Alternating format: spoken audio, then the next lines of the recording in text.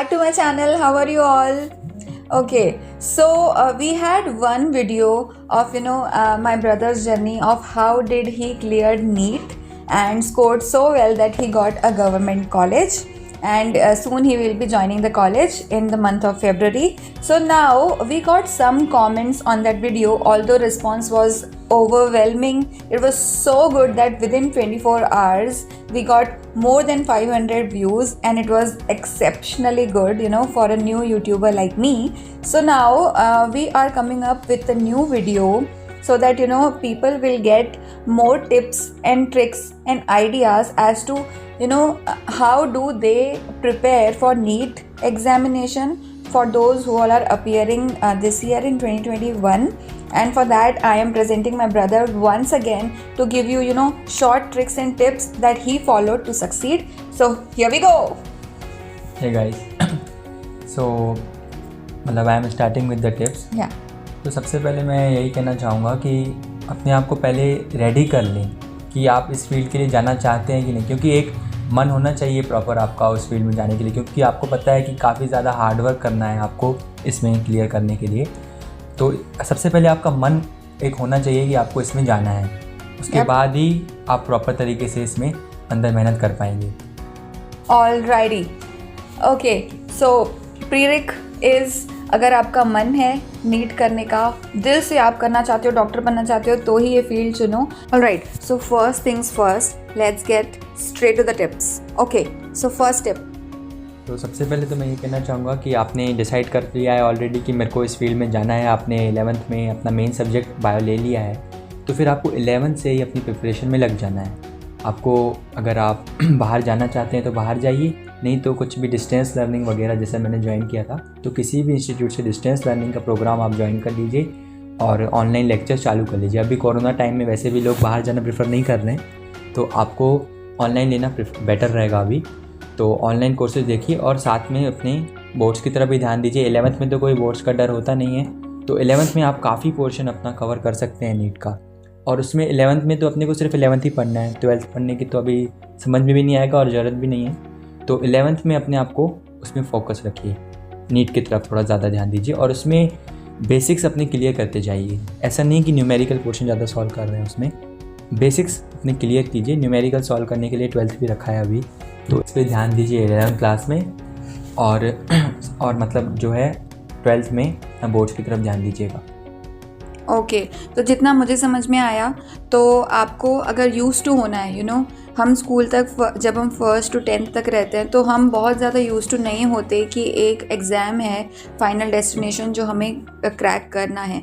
तो अगर आपको वो बुक से, वो स्टडी से, वो कोर्स से अगर आपको पैशन है तो आपको यूज़ टू होना पड़ेगा। तो अगर आपको वो अपने आप को ढालना है उस चीज़ में, तो 11th से ही कोई डिस्टेंस लर्निंग का कोर्स ले लो, सो दैट आप यूज़ टू हो गए हो कि आपको क्रैक करना है, और ये it's a part of your journey now. तो सेकेंड टिप मैं ये देना चाहूँगा कि जैसे कि आप लोग को पता है कि 12th में भी अपने को काफ़ी ज़्यादा बोर्ड्स की तरफ ध्यान देना पड़ता है, तो NCERT स्टिक रहना सेकेंड पॉइंट का मेन एम है कि NCERT स्टिक रहें। वो आपको बोर्ड्स में भी काम देगा और नीट में तो आपको पता है कि जैसे पूरा पैटर्न जो है NCERT बेस्ड आ रहा है, तो मेरे ख्याल से रेफरेंस बुक्स ले सकते हैं अपना स्टडी मटेरियल में भी अगर आपको कोई पर्टिकुलर पॉइंट समझ में नहीं आ रहा है, लेकिन मेन एम यही होना चाहिए कि NCERT स्टिक रहना है। ये बात आप सोच रहे होंगे कि ये बात बार बार बोलता है, ये पिछले वीडियो में बोला था, क्योंकि मैंने ये बात नोटिस की भी है। बहुत सारा मैंने भी बहुत ज़्यादा पढ़ने की कोशिश की थी, काफ़ी सारे बुक्स रेफर किए थे, लेकिन आखिरी में दीदी जब 90 में से 80-85 क्वेश्चन सीधे NCERT से आ रहे हैं, तो फिर आखिर में लगता है ना कि इतना अपन ने क्यों वो किया, ने आपको इतना एक्सप्लोर क्यों किया जब अगर NCERT से ही आ रहा है।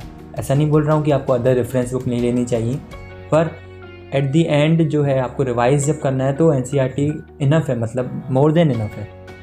Okay, so just from point number 2 what I understood is कि आपको बहुत ज़्यादा रिफ्रेशर या रेफरल बुक्स पे ज़्यादा ध्यान नहीं देना है। यहाँ वहाँ मतलब होता है ना, बहुत सारे सोर्सेज पे जाओ तो एक भी कुछ समझ नहीं आता। तो एंड ऑफ द डे आपको देखना है कि NCERT में से मोस्टली सिलेबस कवर कर रहे हैं, तो आप उसको थॉरो कर लो, राइट? और आप बहुत ज़्यादा टाइम वेस्ट नहीं कर रहे हो बाकी सारी चीज़ों में। That's what. Alrighty, third point. Okay, so third point में मैं ये बोलना चाहूँगा, ये पर्टिकुलरली ड्रॉपर्स के लिए रहेगा कि अगर जिनका 12th के बाद नहीं क्लियर हो पा रहा है तो उनके लिए ये पॉइंट रहेगा कि पहली बात तो डीमोटिवेट होना नहीं है। एज मैं भी एक ड्रॉपर हूँ, तो ऐसा कुछ आपको डीमोटिवेट होने की ज़रूरत नहीं है। आप 100% क्रैक करेंगे, बस आपके अपने ऊपर विश्वास होना चाहिए। जो अपने अंदर की जो वो है भाई, नेवर गिव अप की जो बात है वो कभी भी ख़त्म नहीं होनी चाहिए, और विल पावर अपना स्ट्रॉन्ग रखना है। कोई बात नहीं, फर्स्ट ड्रॉप में नहीं हुआ, सेकंड ड्रॉप में हो जाएगा, 12th के बाद हो ही जाना है। ऐसा मत सोचिए कि आपका सिलेक्शन होना नहीं है।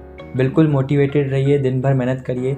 और एक टिप ये देना चाहूँगा कि अपना पूरा स्केड्यूल बना के रखना है, और अपनी वॉल पे काफ़ी ज़्यादा वॉल पे स्पेस होता है, उसमें पेजेस स्टिक करके रखिए, बहुत सारे स्टिकी नोट्स बना के रखिए, काफ़ी ज़्यादा स्टिक करके रखिए। टॉपिक्स के कि मोटिवेशनल? नहीं, टॉपिक्स के। मोटिवेशनल एक दो को ठीक है भाई, कि जो आपको बताएं कि वाई मेरा क्यों मुझे ये करना है, पर टॉपिक्स के पर्टिकुलर, और उसको बदलते रहिए। जो टॉपिक आप फ्रीक्वेंटली भूल जाते हैं उन टॉपिक्स को पर्टिकुलर अपनी वॉल पे स्टिक करिए, बहुत हेल्पफुल रहते हैं वो। और काफ़ी सारे बना लीजिए शॉर्ट, मतलब एक पूरे चैप्टर को कन्फाइन करके एक पेज में बना दिया।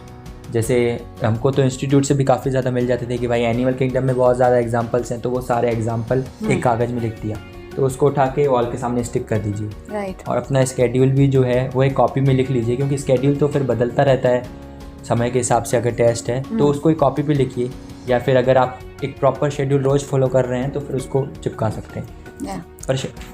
Okay, so 2 things to take away. First is, आपको बहुत सारे ऐसे इंस्टेंसेस आएंगे वाइल योर प्रिपरेशन कि आपको लगेगा छोड़ो जाने तो दो, फिर आपको कभी कभी लगेगा कि यार ये मेरे लिए नहीं है, फिर आपको कभी कभी लगेगा ये तो बहुत डिफ़िकल्ट है, मैं तो कर ही नहीं सकता। तो ऐसा बहुत इंस्टेंसेस आएंगे जब आपको ऐसा फील होगा, but you do not let this effect, और आप सिर्फ अपना प्रिपरेशन करते जाओ, काम करते जाओ, and leave the result in God's hands. It's not in your hand, so you do your karma, you do your hard work, and it will pay off. Okay. अपने पेरेंट्स को ज़रूर याद रखिए इस बात में कि अपने पेरेंट्स आपको कितनी उम्मीदों से देखते हैं। जब आप लोग बताइए, जब आपका क्रैक हो जाएगा तो आप ऐसे सोसाइटी में एक अलग ही रेपो हो जाती है पेरेंट्स की, एक अलग ही मतलब ऐसे जोश से चलते हैं पेरेंट्स। तो अपने पेरेंट्स को भी एक बार ध्यान में रखिए कि ये कितनी प्राउड होगी मेरी मम्मा और मेरे पापा। ये बात बहुत हेल्प करती है।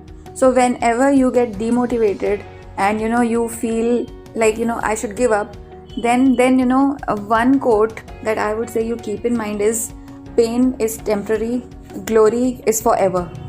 Once you crack it, it's gonna nail it. Yes, 100%. Okay, so let's go, let's get specifically to the topics. There are 3 important subjects as far as I know that you have to cover. So chemistry, biology, physics, right? So each topic specifically, if you consider chemistry, bio, physics, okay, so just give some tips about each topic. So let's cover physics subject first. Physics. तो physics के लिए तो मैं यही कहना चाहूँगा कि ज़्यादा से ज़्यादा अपने न्यूमेरिकल सॉल्व करने हैं। और फिज़िक्स में क्या है कि एनसीईआरटी थोड़ा सा समझ में नहीं आती अपने को, तो उसके लिए आप अपना स्टडी मटेरियल पे ज़्यादा फोकस कर सकते हैं। लेकिन ये बात है कि इस साल मैंने देखा कि फिज़िक्स का बेसिक्स और कंसेप्चुअल क्वेश्चन पे ज़्यादा क्वेश्चन है, तो ऐसा नहीं है। हाँ, और क्योंकि अपन फिज़िक्स को सोचते हैं कि न्यूमेरिकल पोर्शन है, लेकिन काफ़ी ज़्यादा पोर्शन अभी 2-3 साल से जब से कंडक्टिंग बॉडी बदली है, एग्ज़ाम कंडक्टिंग बॉडी, तो क्वेश्चंस काफ़ी ज़्यादा थ्योरेटिकल और वो आ रहे हैं, तो अपने को बेसिक्स बहुत ज़्यादा क्लियर रखने हैं। तो फिज़िक्स के लिए एनसीईआरटी को मैं इतना प्रेफरेंस नहीं देना चाहूँगा, हालांकि पढ़नी चाहिए, सीधे सीधे क्वेश्चन भी आते हैं, पर आप अगर अपना कोचिंग मटेरियल और अपने जो नोट्स हैं और जो पर्टिकुलर टॉपिक्स हैं वो अगर आप रीड कर रहे हैं और अपने कंसेप्ट क्लियर रख रहे हैं तो फिज़िक्स में इतनी कोई खास दिक्कत आएगी नहीं। लेकिन न्यूमेरिकल्स कवर करना ऐसा नहीं कि आप कम कर देंगे, न्यूमेरिकल्स कवर करना ज़रूरी है। अब लेवल कम हुआ है न्यूमेरिकल्स का, लेकिन ऐसा नहीं कम नहीं हुए, और थ्योरी भी अपनी क्लियर रखनी है साथ ही साथ में। Okay, note. तो हम कैसे अज्यूम करते हैं कि फिज़िक्स है तो उसमें न्यूमेरिकल्स ही आएंगे, तो लोग क्या होता है, कई लोग तो थ्योरी पे ध्यान ही नहीं देते। तो ऐसा करना नहीं है, आपको एक बैलेंस बना के चलना है थ्योरी प्लस न्यूमेरिकल में। तो कभी कभी हो सकता है कि न्यूमेरिकल का वेटेज ज़्यादा हो जाए, कभी कभी हो सकता है थ्योरी का वेटेज ज़्यादा हो जाए, बट नोबडी कैन अज्यूम कि किसका वेटेज ज़्यादा होगा। तो आपको एक बैलेंस ज़रूर रखना है अपने स्टडी में, so that you are covering both, क्योंकि न्यूमेरिकल जो बेस्ड होते हैं वो एक्चुअली थ्योरी पे ही बेस्ड होते हैं, राइट? तो पूरा कंसेप्चुअली क्लियर होना चाहिए। और सीधी सी बात है, अगर आपकी थ्योरी क्लियर नहीं है और आप न्यूमेरिकल सॉल्व कर पा रहे हैं, इसका मतलब ये नहीं है कि आपको समझ में नहीं आया है वो क्वेश्चन। जस्ट बिकॉज आपने इतना बार प्रैक्टिस कर लिया है तो आपको वो रट गया है। करेक्ट। तो जब तक आपकी थ्योरी क्लियर नहीं है, बिल्कुल भी क्वेश्चंस पे ना जाएं, क्योंकि फिर उससे डीमोटिवेशन ही होगा आपको। आप करेंगे, मान लो वो एक क्वेश्चन बन गया, थोड़ा सा ही उससे डिफरेंट क्वेश्चन हुआ, आपको नहीं बनेगा, आपको लगेगा यार बहुत ज़्यादा डिप्रेशन है, ऐसा है वैसा है। और इस टाइम में आना नॉर्मल है, डिप्रेशन आना नॉर्मल है, क्योंकि आप इतना पढ़ रहे हो दिन भर, आपको मार्क्स नहीं आएंगे तो होगा ही। लेकिन अपने आप को उस समय ये ध्यान में रखना है कि मैंने कुछ ना कुछ गलती की है। अपने आप को खुला रखना है दिमाग को कि और एक्सेप्ट करूँगा मैं। और एग्जाम्पल लेके समझाते हैं। टॉपिक ले लो, स्ट्रेस, स्ट्रेन, विस्कोसिटी। ठीक है, अगर आपको पता नहीं है विस्कोसिटी क्या होता है, अगर आपने जस्ट एक एग्जाम्पल वाला क्वेश्चन किया है उसमें, राइट, तो आप एक बात बताओ, आपको जब विस्कोसिटी का कॉन्सेप्चुअली नहीं पता है तो कोई न्यूमेरिकल यहाँ से वहाँ कर दे तो आप तो कंफ्यूज हो जाओगे। हाँ, ये भी है। इसमें तो क्या है कि ये फार्मूला बेस्ड क्वेश्चंस होते हैं, तो चलो एक बार इंसान रट भी लिया है फार्मूला तो वैल्यू प्लेस कर लेगा। लेकिन थोड़ा भी जैसे अगर कुछ एग्जामिनर ने 2 क्वेश्चन को मिक्स करके एक क्वेश्चन बना दिया, तो अगर आपकी थ्योरी क्लियर नहीं है, कंसेप्ट क्लियर नहीं है तो दिक्कत है। लेकिन नीट में फार्मूला बेस्ड क्वेश्चन बहुत सारे आते हैं। तो फॉर्मूला आपको एक वॉल पे स्टिक कर देना चाहिए, जैसे मैंने फॉर्मूले थॉरो होने चाहिए, क्योंकि एक भी अगर डिवाइडेड बाय है, मल्टीप्लाई हो गया, काम वहीं ख़त्म। हाँ, और एक बात ये भी है कि आपको जो है ना, अपनी जो डिजिट्स होते हैं काफ़ी बार वो बदले हुए रहते हैं ना, क्योंकि अपन रिप्रेजेंटेशन जो है वो अपन अलग होता है। काफ़ी बार अगर दूसरा राइटर हो तो रिप्रेजेंटेशन वर्ड्स का अलग अलग होता है, तो इसमें कन्फ्यूज़न होता है। तो आप एक ही बुक को, या तो एनसीईआरटी को ही फॉलो करें या अपने कोचिंग के मटेरियल को फॉलो करें, क्योंकि रिप्रेजेंटेशन बदलता है तो काफ़ी ज़्यादा दिक्कत आती है।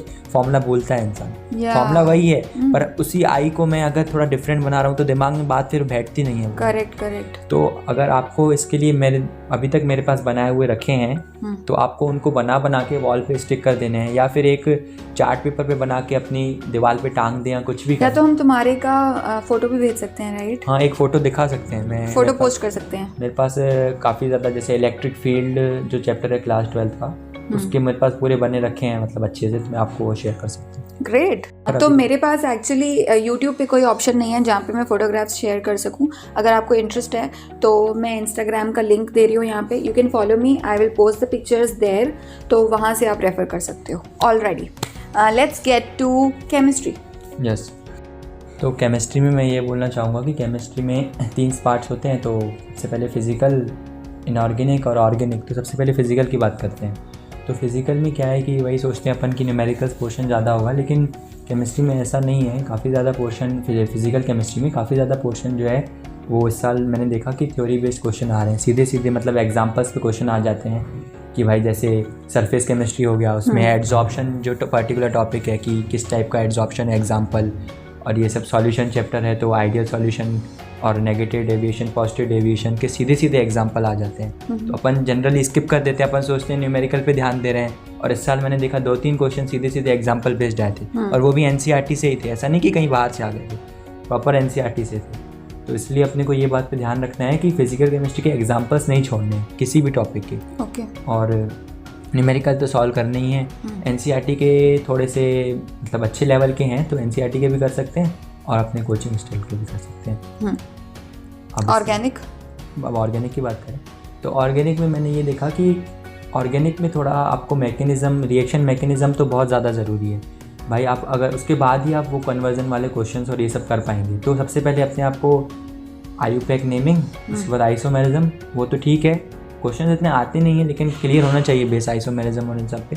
लेकिन रिएक्शन मैकेनिज़्म बहुत ज़्यादा ज़रूरी है, उसके बिना पूरी ऑर्गेनिक केमिस्ट्री तो समझ में आएगी नहीं। तो रिएक्शन मैकेनिज्म अपना क्लियर रखना है। उसके लिए एनसीईआरटी से बिल्कुल बाहर जाए, एनसीईआरटी में थोड़ा सा कम, एनसीईआरटी रिवाइज तो एनसीईआरटी ही करना है लास्ट में, लेकिन उसके लिए थोड़ा सा बाहर जाएं, अपने जो मटेरियल है उसको देखें, सर्च करें, थोड़ा जो रेफरेंस बुक्स लिए हैं आपने उससे भी सर्च करें रिएक्शन मैकेनिज्म।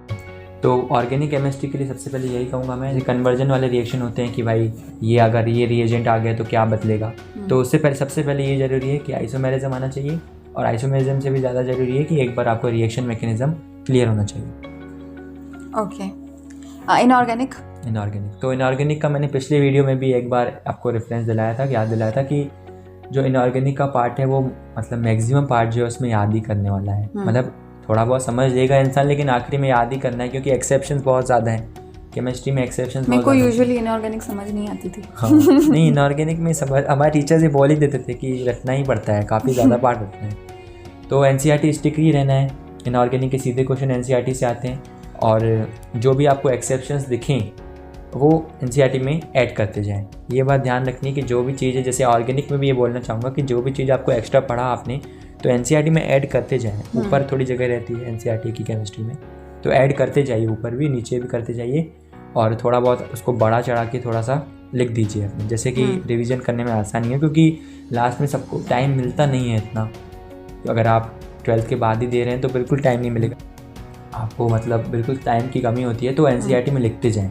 बायो में भी ये बात मैं बोलूँगा, लेकिन केमिस्ट्री में भी ये बात है, और इनऑर्गेनिक में ज़रूर लिखें।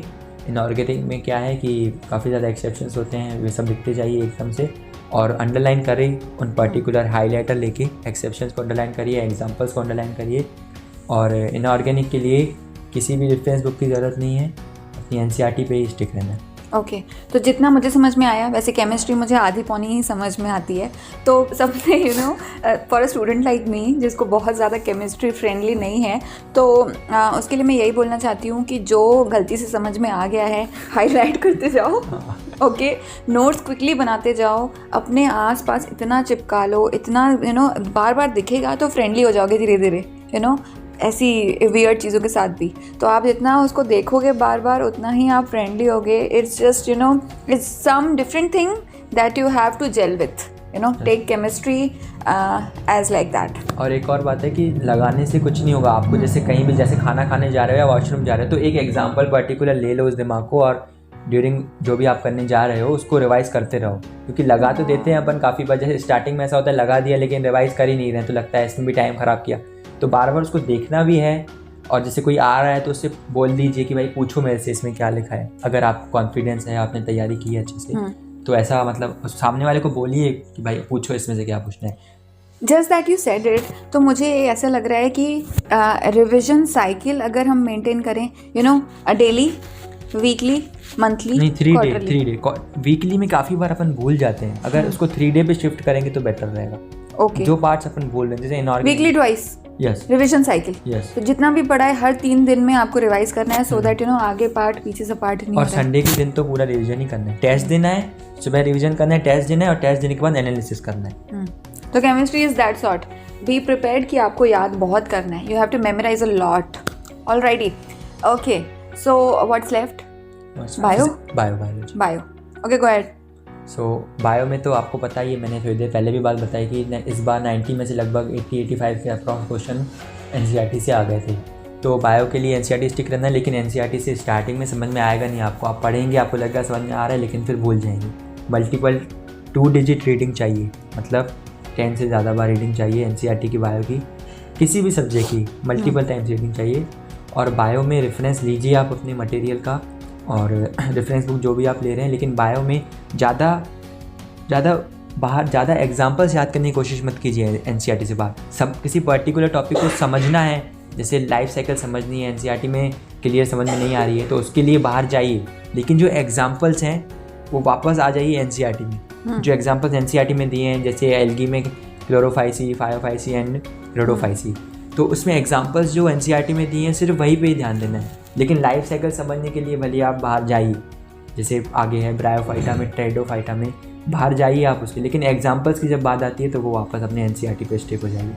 और दूसरी बात ये है कि NCERT में तो पता है बायो की काफ़ी ज़्यादा स्पेस रहता है, तो आपको अगर शॉर्ट में आप कुछ लिखना चाहते हैं कि आपको, जैसे आपने उस टॉपिक को जब आपके टीचर ने या किसी ने आपको समझाया था, तो जैसे आपको याद रह गया था, तो वहीं उसी समय NCERT में लिख दीजिए। जैसे फिर से आप रिविज़न करें तो आपको ज़्यादा दिक्कत, फटाफट ऐसे क्लिक हो जाए कि हाँ या तो लिखा था, तो ऐसे समझाया था सर ने, तो मुझे दिक्कत ही नहीं। करेक्ट, एग्जाम्पल के साथ लिखोगे तो एकदम से रिलेट होगा, बिल्कुल रिलेट होता है। तो इसलिए जो है अपन इसमें NCERT में ध्यान देंगे कि इसमें अपने को लिखना बहुत है। बायो की NCERT में जगह इसलिए दी गई है कि बच्चे लिखें, तो इसलिए कोशिश ये रहनी चाहिए कि बायो की NCERT मल्टीपल टाइम्स पढ़नी है, और अपने को उसमें बहुत ज़्यादा ऐड करना है। और बायो में इतना मतलब काफ़ी ज़्यादा पोर्शन तो याद करने वाला ही होता है बायो में, तो पर ऐसा नहीं है कि बायो को सिर्फ रटना है, बायो को समझ के देखिएगा एक बार, बहुत ज़्यादा मज़ा आता है बायो में। अगर आप एक बार घुस गए, अब अगर MBBS करेंगे तो बायो ही पढ़ना है, तो बायो में उसको इंटरेस्ट जगाइए अपनी बॉडी में, तो आप धीरे धीरे खुद ही उसमें घुसेंगे।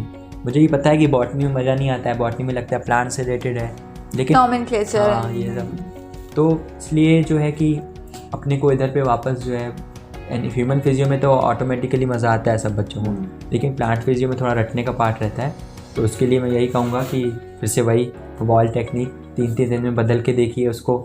और दूसरी बात ये कहूँगा, सबसे लास्ट बात सबके लिए कॉमन है, टेस्ट जो है वो 3 दिन या जो भी आपकी ड्यूरेशन है, जो आपने अगर टेस्ट सीरीज ज्वाइन किए तो प्रॉपर उनका सिलेबस होता है कि इस सिलेबस में इतना आएगा, इस बार में इतना आएगा, तो उसको हर हफ्ते दीजिए, हर संडे को दीजिए, कोशिश करिए संडे को दीजिए, क्योंकि फिर अपने को प्रॉपर एनालिसिस भी करना है। टेस्ट देने से सिर्फ कुछ नहीं होता है। मैंने लॉकडाउन में बहुत ज़्यादा टेस्ट दिए थे, आप मतलब मान के चलिए 100 के आसपास OMR भी फिल करता था, OMR भी सो दैट आपको आदत है वो सर्कल पूरा फिल करने की। बहुत लोग चूकते हैं इस पे, और अभी आधा अधूरा फिल करते हैं। और अभी एक दीदी मतलब इस बार थोड़ा सा जो गलत रही है बात, क्योंकि सारे कोचिंग में बंद है और सब कुछ बंद है, तो लोग ऑनलाइन पेपर दे रहे हैं, लेकिन नीट तो पेन पेपर मोड में होना है, तो ये भी दिक्कत है, लोग OMR भर नहीं रहे। तो OMR भरना बहुत ज़रूरी है, क्योंकि अगर आप कभी खाली बैठ के OMR भर के देखिएगा 15 से 20 मिनट लग जाते हैं सिर्फ OMR भरने में। और टेस्ट में ऑनलाइन में आप सिर्फ टिक करते हैं तो उसमें समय नहीं लगता है, तो आप 15-20 मिनट अपने आप को कम करना है। ऑनलाइन से अगर आप शिफ्ट हो रहे हैं तो OMR लेकर भरिए, और प्रीवियस ईयर एग्ज़ाम ज़रूर सॉल्व करिए। प्रीवियस ईयर उसको आप सॉल्व करेंगे अगर, तो आपको पता है, पूरा पैटर्न पता चलेगा। और 2019 और 20 का पेपर उठा के देखिए कि पेपर कैसा आ रहा है रिसेंटली। ज़्यादा 10 ईयर्स का तो कम से कम सॉल्व करिए, लेकिन ज़्यादा पीछे जाने की ज़रूरत नहीं है मेरे ख्याल से। 10 साल का इनफ रहता है, अगर आपके पास समय है तो बिल्कुल जाइए, 20 ईयर्स का भी करिए। और बिल्कुल क्लॉक लगा करके, टाइमर सेट करके आप एक भी पेपर सॉल्व करो, या जो नए भी आए वो टाइमर लगा करके सॉल्व करो, सो दैट आपको अंदाज़ा रहे कि आप इतने टाइम में ये क्वेश्चन सफिशिएंटली सॉल्व कर पा रहे हो। तो इट्स अ मस्ट। और ज़रूरी है टेस्ट देना, सबसे ज़्यादा ज़रूरी है। पढ़ने से ज़्यादा ज़रूरी टेस्ट देना है, क्योंकि उसमें आपको टाइम मैनेजमेंट का पता चलता है। आप मतलब ऐसा काफ़ी बार होता है कि आपको क्वेश्चन तो सही पता था, लेकिन आपने OMR में सेकंड की जगह थर्ड गोला भर दिया, तो ये भी मतलब काफ़ी बार होता है हड़बड़ी में। तो यूज टू होना बहुत ज़रूरी है वो OMR भरने वाली प्रैक्टिस से। सो आपको अगर कोई चीज़ याद नहीं होती है, बहुत डिफ़िकल्ट है मेमोराइज़ करने से, तो आपको उसके अराउंड एक स्टोरी बनानी है, सो that you never ever forget it. Story बना के रखेंगे तो आप उसको कभी भूल नहीं पाएंगे। और निमोनिक्स भी बनाया करिए, शॉर्ट निमोनिक्स बनाते हैं, जैसे पर्टिकुलर एग्जांपल्स हैं काफ़ी सारे, जैसे कि मिनरल न्यूट्रिशन चैप्टर है बायो में, क्लास 11 में, काफ़ी ज़्यादा उसमें एग्जांपल्स हैं जो एलिमेंट्स के, तो उसमें शॉर्ट ट्रिक्स बनाइए, काफ़ी ज़्यादा हेल्प करती हैं। अगर आप कहेंगे तो मैं पर्टिकुलर उसका वो भी उसमें अपन शेयर कर देंगे। Follow Insta. कुछ हम छोड़ रहे हैं जो और भी इम्पॉर्टेंट है, हमें रियलाइज़ हुआ इन लेटर फ्यूचर, तो वो थर्ड पार्ट में बनाएंगे। तो closing this video with 1 or 2 tips that he wants to give. And सबसे पहले तो ये है कि टेस्ट देना बहुत ज़्यादा ज़रूरी है। मैं इस बात को 2-3 बार बोल चुका हूँ, अभी बोलूँगा कि टेस्ट बहुत ज़्यादा ज़रूरी है, वो आपको अपनी रियलिटी बताता है। टेस्ट बहुत ज़रूरी है देना। दूसरी बात यह है कि फ्रीक्वेंट रिवीजन बहुत ज़रूरी है, और NCERT पे स्टिक रहना ज़रूरी है। और last but not the least कि मोटिवेटेड रहना बहुत ज़्यादा ज़रूरी है, क्योंकि अपन को ये तो पता है अगर अपन वही बात अपने पूरे मन से करेंगे तो वही टॉपिक जो अपन आधे घंटे में सॉल्व कर लेते हैं, और अगर ऐसे अपना मन नहीं है, अपन इफेक्टिवनेस इतनी नहीं है, तो पूरे दिन में वो टॉपिक समझ में नहीं आ पाता है। तो बिल्कुल जब भी पढ़ना है बिल्कुल मोटिवेटेड होकर पढ़ना है, और ये समझ के पढ़ना है कि मेरे को अभी टारगेट बना के पढ़ना है, अलार्म सेट करके पढ़ना है कि मैं अभी 1 घंटे में इस टॉपिक को क्लियर करने वाला हूँ। और नहीं समझ में आ रहा है तो डिमोटिवेटेड नहीं होना है, अभी पूरे बहुत दिन पढ़े हैं एग्ज़ाम के लिए। ऐसा भी नहीं है कि अगर अचीव हो पा रहा है तो बहुत बढ़िया, नहीं अचीव हो पा रहा है तो डिमोटिवेट नहीं होना है। ठीक है, अगले 1 घंटे में मैं इसको क्लियर करूँगा। ऐसा नहीं कि वो 1 घंटे पर नहीं हो पाया तो पूरा दिन उसमें निकाल दिया उन्होंने, ऐसा नहीं करना है। अगले 1 घंटे में उसको सॉल्व करने की कोशिश करनी है। और नहीं आ रहा है तो पिछली वीडियो में बताया था, स्किप करना है, किसी से कंसल्ट करना है, दोस्तों से कंसल्ट करना है, और उसके बाद भी नहीं आ रहा है तो अपन उसको थोड़े दिन के बाद प्रैक्टिस करेंगे। उसके लिए अपने को सब कुछ नहीं छोड़ देंगे ना, तो इसलिए स्किप करना आना चाहिए और जो है मोटिवेटेड रहना है। Okay, so give as many tests as you can, you guys. Okay, stay motivated. Whatever you leave in the test या आपको नहीं बना, you try to cover it up in the next hour, क्योंकि अगर आप बाद के लिए रखोगे तो वो हमेशा बाद के लिए रह जाएगा, and eventually आप भूल जाओगे कि वो कोई टॉपिक भी था जो आपसे टेस्ट में नहीं बना था, और आप कवर भी नहीं करोगे at the exam day, because there are plenty of topics that you have to cover. जो नहीं बने तुरंत कंसेप्चुलाइज करो, मगअप करो वापस से, and you are good to go throughout this journey. Okay, so that was all for today. We have so far covered a lot. जो भी questions हैं, comment us, follow us on Instagram, and direct message me whatever you want to, and like this video, subscribe to my channel, and let me know what next you want to listen. All right, bye bye guys.